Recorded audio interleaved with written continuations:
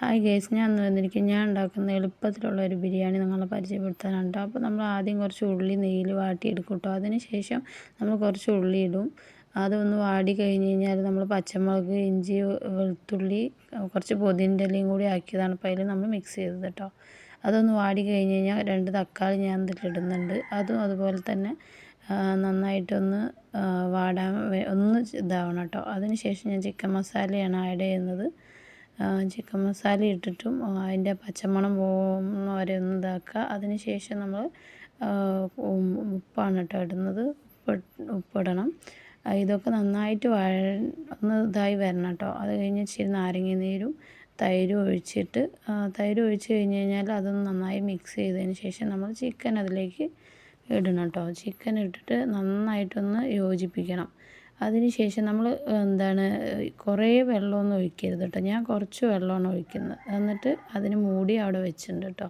അതിന് ശേഷം നമ്മൾ ചോറിലേക്കുള്ളതാണ് കേട്ടോ. കുറച്ച് പച്ചമുളകും ഈ പട്ട, ഗ്രാമ്പൂ, അതുപോലെ അതിൽ വേണ്ടത് പിന്നെ നെയ്യും നമ്മൾ സൺഫ്ലവർ ഓയിൽ ഒഴിച്ചിട്ട് നന്നായിട്ട് സൺഫ്ലവർ ഓയിൽ ഒഴിക്കുക. ഒരു ചെറുനാരങ്ങൻ്റെ നീരും ഉപ്പും നമ്മളതിൽ ഇട്ടിട്ട് ആക്കണം കേട്ടോ.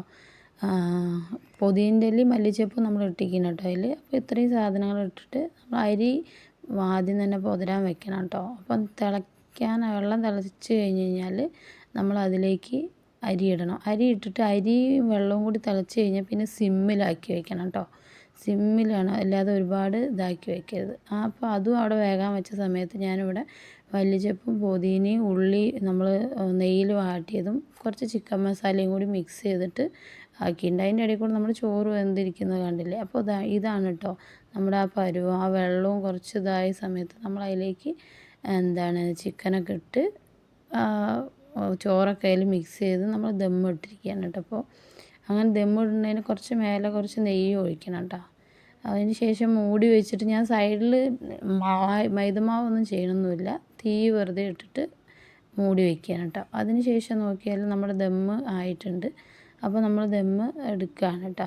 അപ്പോൾ കണ്ടോ ചോറും കുറച്ചും കൂടെ എടുത്തു കഴിഞ്ഞാൽ മഞ്ഞ കളറൊക്കെ മിക്സായി നല്ല പാകത്തിലുള്ള വേവായിട്ട് വന്നിട്ടുണ്ട് കേട്ടോ.